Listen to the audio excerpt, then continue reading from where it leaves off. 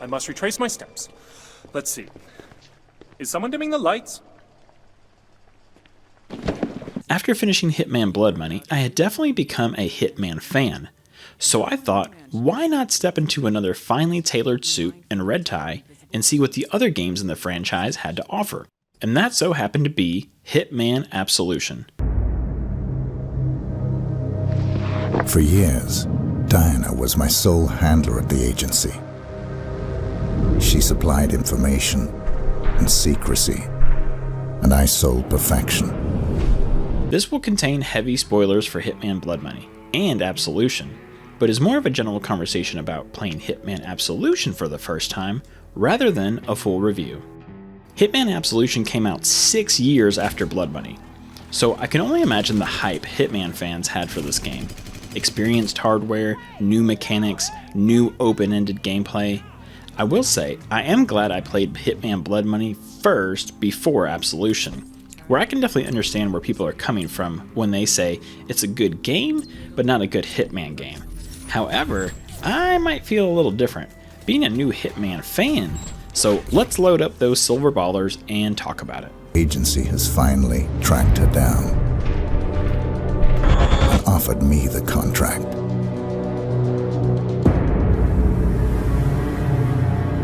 One day, I will think of this as just another job. After all, this is what I do.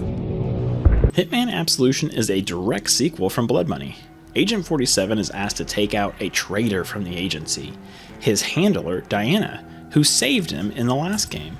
He starts out by invading Diana's home, takes out a few bad guys, and fires his shot.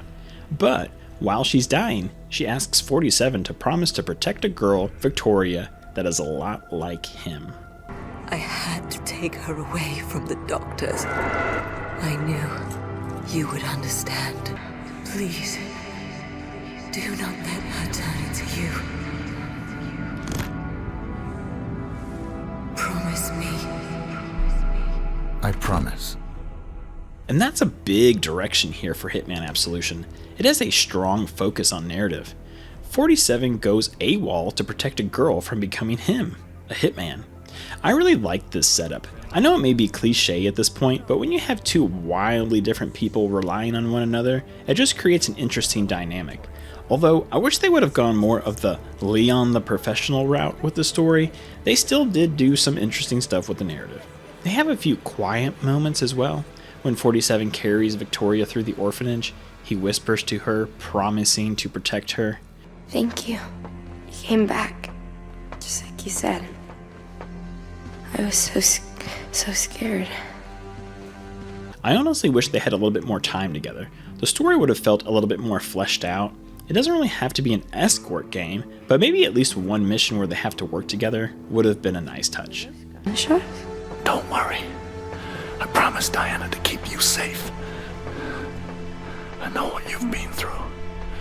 No one will harm you ever again. But, of course, anytime you make a promise to someone, something bad happens to them. Victoria gets taken away, and now we're off to save her and kill everyone else who gets in the way. While I do enjoy the setup for the narrative, it gets pretty wacky fast.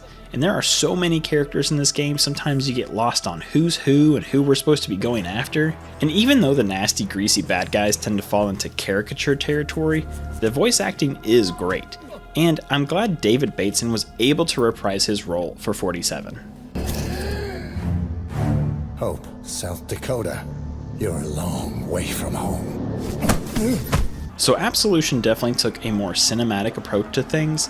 The fidelity and presentation here are top notch.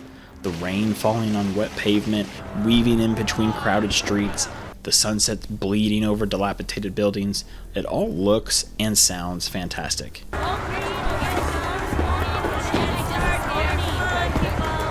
When you're first going through the game, every level feels really short. Sometimes the only objective is from moving from point A to point B. And when you start doing that in Absolution, it almost feels like it loses that Hitman identity, because you're not being dropped in an open level with open-ended gameplay. And that's definitely how I felt about it at first. But after I went back and started to replay some of the levels, you can feel that Hitman identity is still there, but you can still tackle objectives in a number of ways. Like, for example, in this mission, all you have to do is get to the bartender. That's it. That's the end of the level. And at first I played it, I was confused because there were no targets, and all I had to do was go talk to the bartender. It only took a few short minutes, but when I went back and replayed the level, I realized it's a lot more open-ended than I originally thought. I could knock out the sheriff, take his disguise to get to the bartender. I could climb through the vent and try to sneakily pass through the crowd. Or you could be fun and start up a bar fight.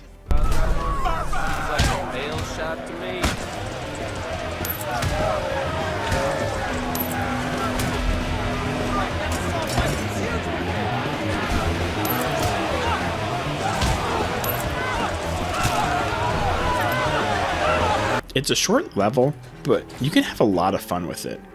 Reminding me of how I could play the levels over and over and do different things, because at first it feels very linear, and in some ways it is, because Absolution is very much about its narrative, but there's definitely still the bones of the Hitman series in this game. I think you just have to pick through the meat a little bit to get to it. One of my favorite things about Absolution is the gameplay. It's incredibly smooth, and it feels intuitive. Crouching, getting behind cover, and the gunplay all feels really nice. 47's movement feels more calculated, hugging walls for stealth takedowns, melee combat, sniping feels incredible, slowly pulling the trigger slows down time for that perfect headshot, and I love the new point shooting mechanic. Being able to headshot multiple targets on sight with the final blow always pulling off a cool slow motion cinematic is incredible.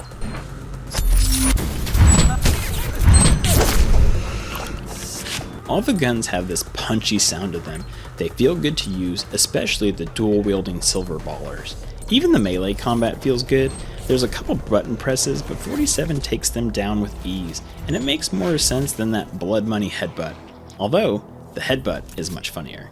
Absolution has this new mechanic called Instinct. You can use it for slowing down time for point shooting, or you can use it to track targets who appear in red, or you can use it to keep yourself hidden while you're in disguise. While I understand the mechanic itself, I feel like as if it wasn't implemented to its full potential. I don't know, it just seems strange because you have to spend a lot of time in instinct mode when you first start to pass guards, and you don't have enough time to get the layout of the map to utilize it.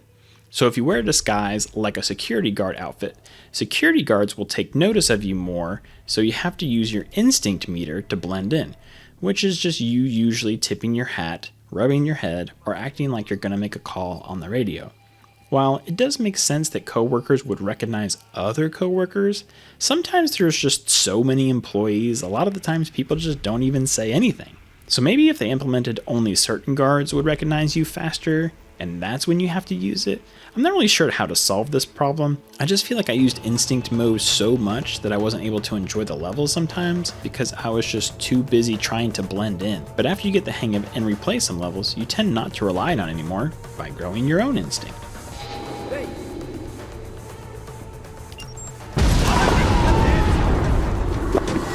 I do like that not every mission is taking down targets, and it adds a little bit more variety to the missions. Like in one mission, you have to capture one of the characters to learn more information about Victoria's whereabouts. And I really like this mission. You still have a few targets you need to take out, and then you have to figure out how to capture Lenny, and there's plenty of ways to do so. And his gang, well, they're not so lucky.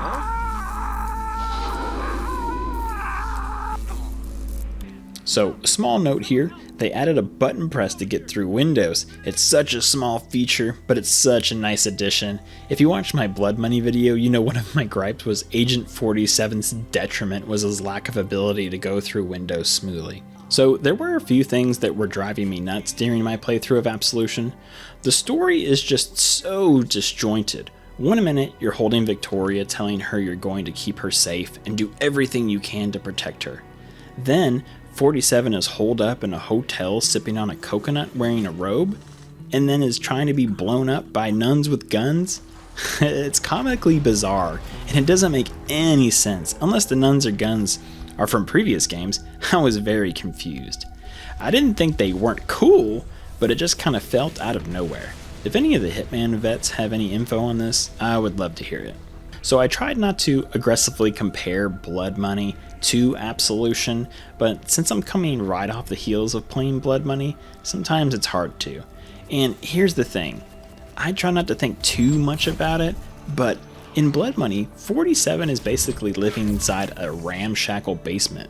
He's supposed to be a silent assassin, in and out without anybody realizing who he is. And then in Absolution, he frequently lets people look at him, and I was just kind of taken aback by this. He constantly gets caught, which seems weird because it makes him feel less intelligent. I don't know, it just seems strange. Like, why would the ultimate assassin try to strangle the 9-foot guy? I feel like he would have been able to calculate that a silver baller to the back of the head would have been more efficient. I don't know, it just seems strange. I do realize that he does get his revenge later, so at least there's that.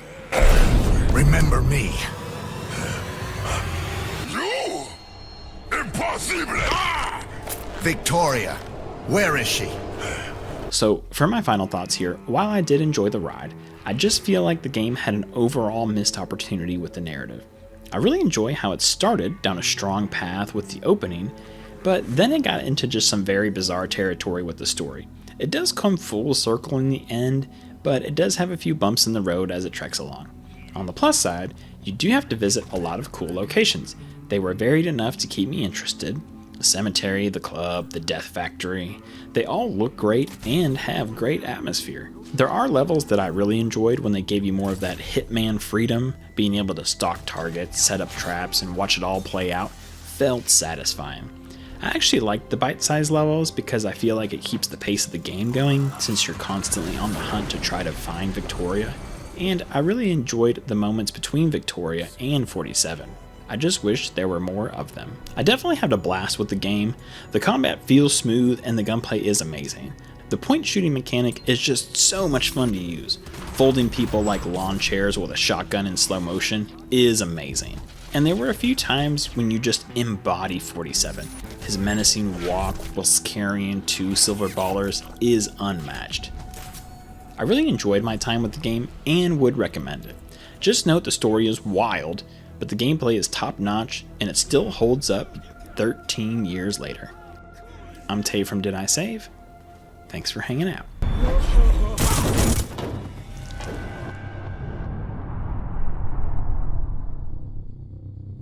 Hey, it's just a sushi guy. Who ordered sushi?